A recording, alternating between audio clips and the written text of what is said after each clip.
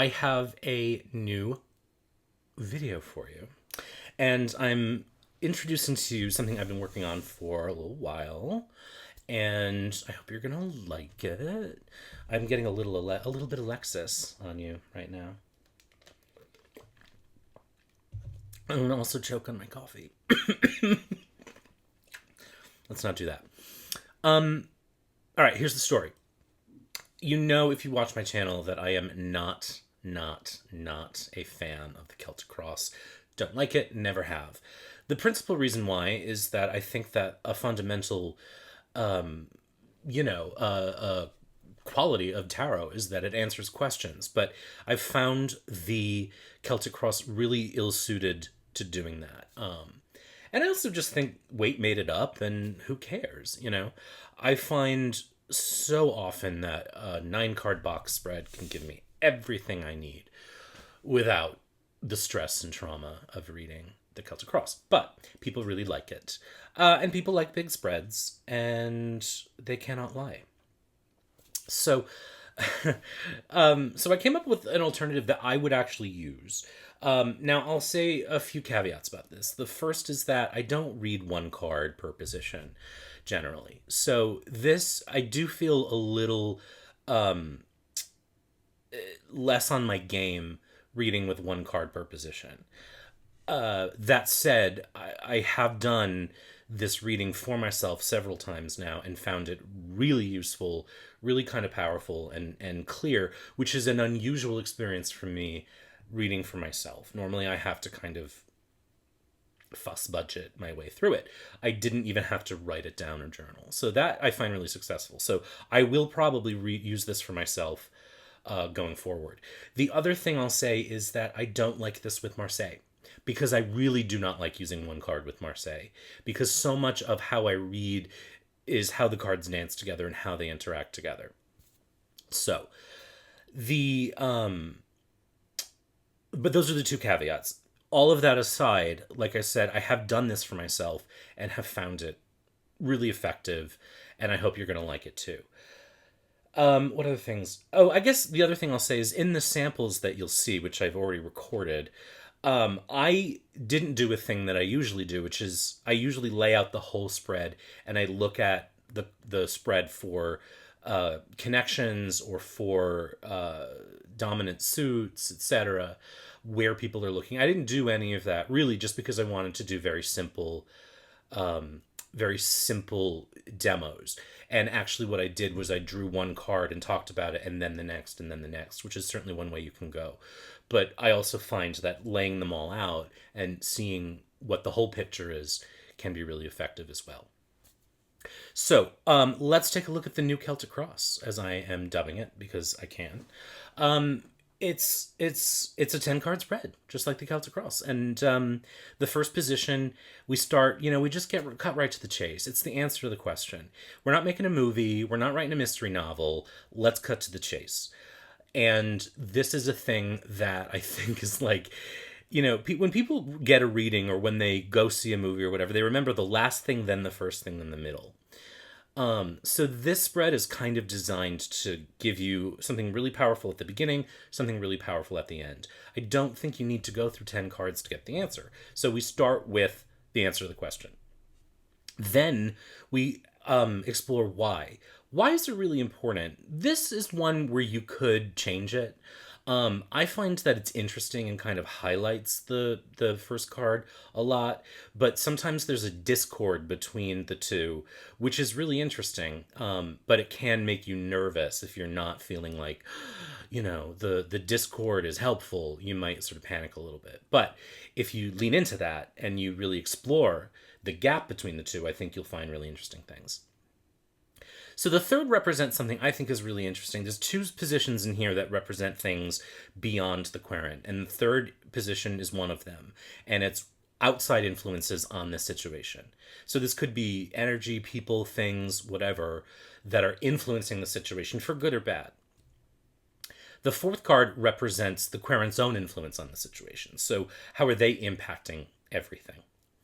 The fifth is another one, like the third, that represents something beyond the querent. It's what is out of the querent's control, which is a thing sometimes I think we forget about in modern tarot, that we're not completely autonomous all the time. There are things that are obstacles that stand in our way. There are other people with different agendas, you know? 6 is what's within the querent's control.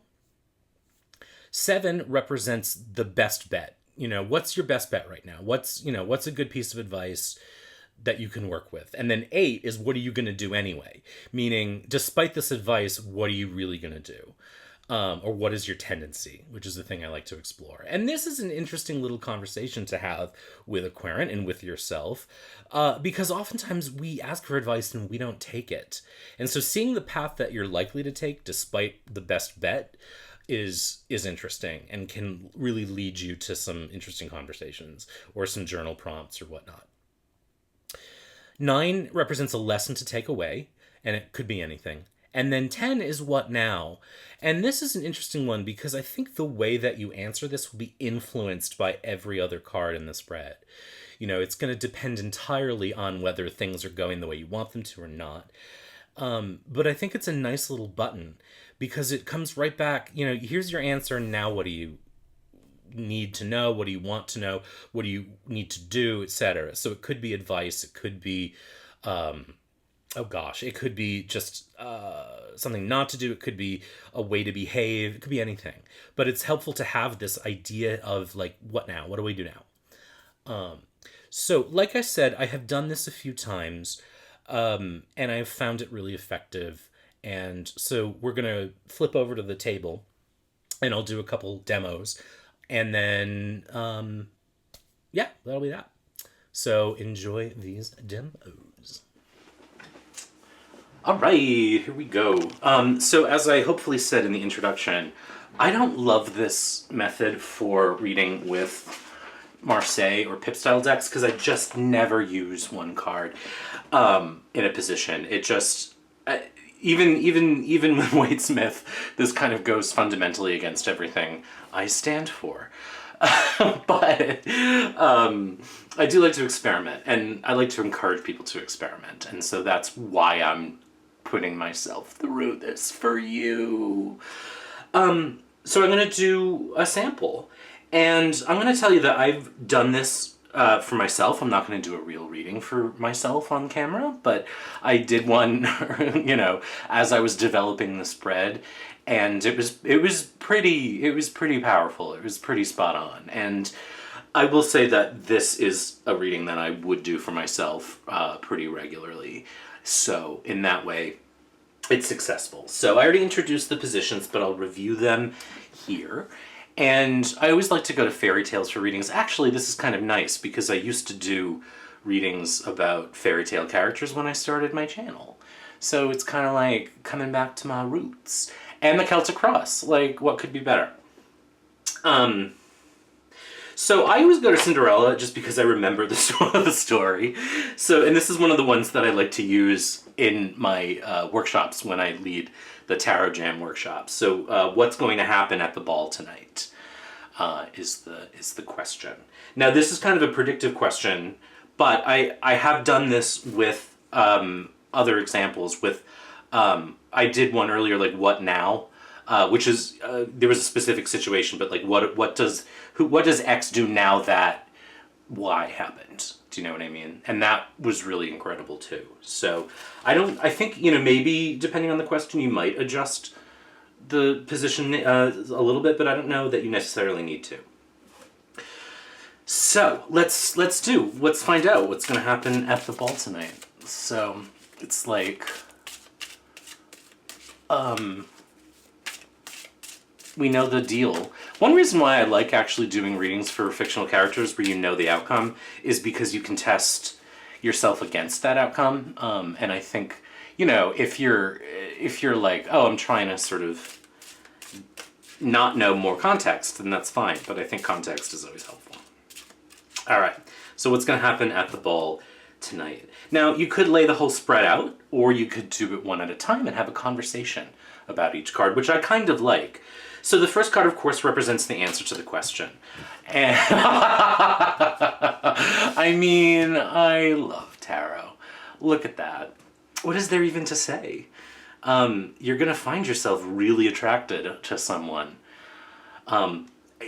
Sometimes the cards just don't play. So next is why this is the answer. Well, I'd say you're pretty open. Well, not necessarily open. Nine of Wands. Yeah, this is an interesting one. I think you've been sort of smacked around by life a lot. So it's interesting that, so this is one of those times where as a reader I'm like, okay, wow, we get right to the point, and then we have like a disparity, like the answer to the question why is the Nine of Wands. So that's really interesting. Why is this the answer? Well, I think you're working hard to get there. You're working hard to find what you're looking for. It's you might be pretty bruised and battle scarred by life, but you keep going, which is a very 9 quality. So you've worked for it, and you're going to meet someone. Next up, outside influences on the situation. There's also, let me move this up. It's the Knight of Cups. Can I zoom out a little bit? Yes, I can. The outside influences of the situation is that someone's really looking for you. Someone's looking for love, and they're coming to find you. What is the Querent's influence on this situation? The Two of Swords. I think about 2 again from that attraction point of view. I think that she's going to dazzle this person with her sort of wit. Her wit, her communication will be attractive to this person. So just be really, just be your natural, witty, intelligent self, and you will draw people to you. Where are we? 5. What's out of the Querent's control? Well, life's crazy. You really don't know what fools are out there trying to intervene, and fate could get in the way. You never really know what's going to happen. So there might be things, the fool as a what's out of your control is really kind of an anything, There's like so much that's possible that could intervene. 6 is what's within the Querent's control. And again, we have the 3 of Cups, and there's this expansiveness to 3. So it's a party, you can certainly have fun, but you can sort of let yourself go emotionally a little bit and just sort of enjoy the whole situation. So, you're going to a party, enjoy it, have fun with people. What's the best bet for you? What's the advice? Ooh, the Page of Swords. Now, the Page of Swords has a quality to be a little off-putting, but I think again it speaks to that they're sort of this card up here, their sparkling intellect. You know what I mean? Like, just tell jokes and be fun and be innocent and don't overthink it. Enjoy as much as you can. Don't overthink. Don't try to intellectualize it. Be free. Be innocent. What is the Querent most likely to do despite this advice? They're gonna start a new life. They're about to start a new life. I mean, I know that because I know the end of the story, right? That's one reason why this is a helpful demo. But, if I didn't know this, I'd say, there's some new thing you're about to venture out into. And it's gonna be really practical, and it's, the pentacles for me can be practical, but they can also just represent day-to-day life. So you're gonna find yourself in a new position of life. You are going to do the new. What is a lesson you can take away from this?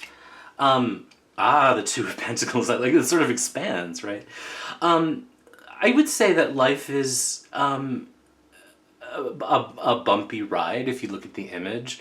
I would say too that just being open to attracting new things can lead you to new places.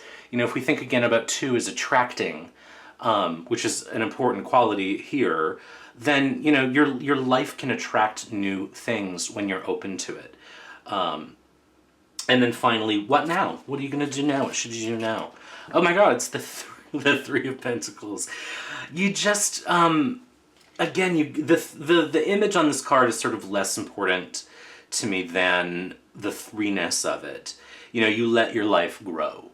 It's going to happen anyway. So, just a really, really quick example. Let's do another example with another kind of question. All right, so now we're going to do another example, and this time, let's do...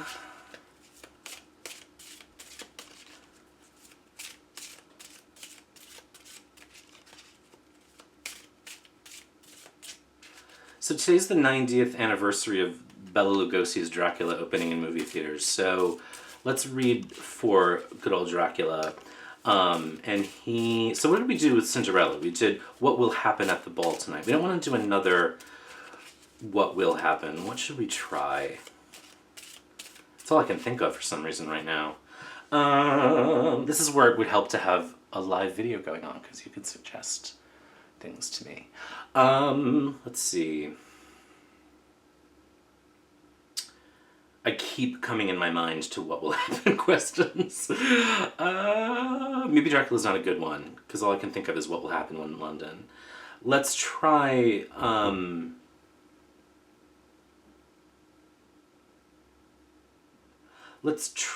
Sleeping Beauty. Should I marry this man who just woke me up from a deep sleep? So should questions are interesting. I've been talking about them with my classes because they're kind of hard to answer. And people ask them a lot. And in a way, I sort of feel like, well, if they ask them a lot, then there's probably something worth exploring in them. One of the things we've been doing in the classes is kind of dissecting that idea. And one thing that folks have said is that they're not really specific enough. And that's one reason they're hard to read on, because we don't know what the querent's goals are. And so if you can't really help them figure out what they should do if you don't know what they're hoping to achieve. And so finding out their goals can be helpful. Now, sometimes they'll tell you things that will help you understand that, but if they're willing to share, it's helpful to consider, what they're hoping for, their hopes and fears, so to speak, from the original Celtic Cross, as a way of kind of contextualizing the reading a little bit more and helping them find a better solution. So specificity, like more specificity, I think helps. Should questions are really difficult. I'm going to assume that this person is a princess because I know the story, and that their goal is to marry well, which is the job of a princess in the time those stories were written. She didn't tell me that, but I'm just making that assumption. And she didn't tell me that because she's not real, but also in this little imagined scenario. All right, so should she marry this prince who just woke her ass up from a deep sleep? So the answer to the question.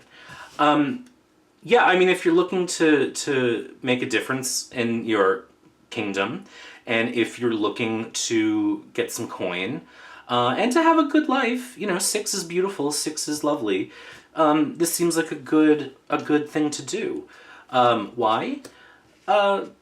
There's probably going to be some strong feelings there anyway. You know what I mean? So you'll have a good life, you'll start to feel some new things, and that's good. That's good for you. Certainly at the beginning of a relationship, this doesn't seem to be just a financial situation. There is a financial deal, but it's also a romantic one as well. What are the outside influences on the situation? Well, probably her parents are going to have something to say about it. Certainly her mother could be strongly influenced. So she might have to have a little conversation with the old parents, about whether they get their approval or not. I mean, the Queen of Wands right here is probably going to have really passionate thoughts about what kind of man this princess should marry. What is the querent's influence? The 5 of Pentacles. Now, this is an interesting image, but I want to say first that 5s disrupt, and so she can really shake up the status quo in this case. And probably, if she hadn't been asleep for so long, might well have done that already. But I would say there's also been some suffering in the kingdom, and she can appeal to that people probably need a big wedding. They need some joy, to heal the suffering of the kingdom who have all been asleep. I mean, probably all the crops are dead, right? Because no one's been tending them. Everyone's been asleep. What's out of the querent's control? The Five of Swords. So the way that people think about them and her is really going to be changed and shaken up. They might have expectations of her that, or people may have expectations of her that are going to be shattered. Their perception, their thoughts about her. But there also may be some back deal fighting about whether this is a good match or not. Especially if whoever is represented by the Queen of Wands has anything to say. Maybe there's going to be some tough negotiations over a dowry, even. Because who is this guy? He says he's a prince, but he just showed up and banged you awake, and now you're going to marry him. What's within the querent's control? The Nine of Swords again, another Princess of Wands again. You're going to have to work. You're going to have to be committed to making this work and to convincing people, changing their minds. I think the connection between wands here and here is key. I think the connection between the conflict here and here is key. It's also interesting that there's this surround of unpleasantness. And so, within this, it looks like things are going to be good, but like contextually in life right now, things are kind of effed up. And also she's going to have to sort of look at maybe the weariness of, again, a kingdom that's been asleep for 20 years. What's the best bet? Again, we have another card associated with working. 9's are work, 8 has work in it. Again, you're going to have to do the work. You're going to have to kind of think very practically and convince people, that this is the right thing to do. What will you do despite this advice? You're probably going to go the dramatic road. There's probably going to be some tantrums and screaming that aren't necessary if you would actually be more practical about it. So don't let the drama manage the situation. You manage the drama. Also, you might have a tendency to think creatively. 3s are, a new way of thinking. Again, 3s expand. So you might, in the middle of these tantrums, also find something effective, but it seems like you're going to be stirring up drama. You don't necessarily need to. A lesson to take away? The King of Swords. I think this represents her owning herself a little bit, especially when we connect it to the 3 just below it. You're going to come into your own, and you're going to end up being a leader now. And you're going to maybe be a little bruised by the situation, by the arguments, etc. But you're going to come out of this feeling much stronger. And then finally, what now? Well, the High Priestess is a really interesting card. And I think what I would say is the High Priestess does whatever she wants, really. And she doesn't explain herself. So I think, ultimately you have to own the fact that you are going to do whatever you want, and even though it might be more practical not to, maybe part of owning yourself is going through the conflict, and being kind of a badass about it. The High Priestess doesn't let anyone tell her what to do, and also she doesn't give away the whole store either. She's not going to kind of reveal all her plans. She'll tell you just what she needs to. So, as you kind of go through this Sleeping Beauty, tell people only what they need to know in that moment. So, all right, that's those demos. All right, so that is the new Celtic Cross. Feel free to use it. I hope you like it. If you find it helpful, let me know. If you hate it, I guess don't let me know, just because we're in the middle of a pandemic and I have feelings or something. But yeah, I really like it. I don't know that I would reach for this with clients necessarily, because I have things that I really like where I get to use multiple cards per position. That said, if someone was really I want a Celtic Cross reading, I have this sneaky little version of it that, works and I find effective. So I hope you do too. I hope you're taking care. I hope you're wearing your mask. And be good.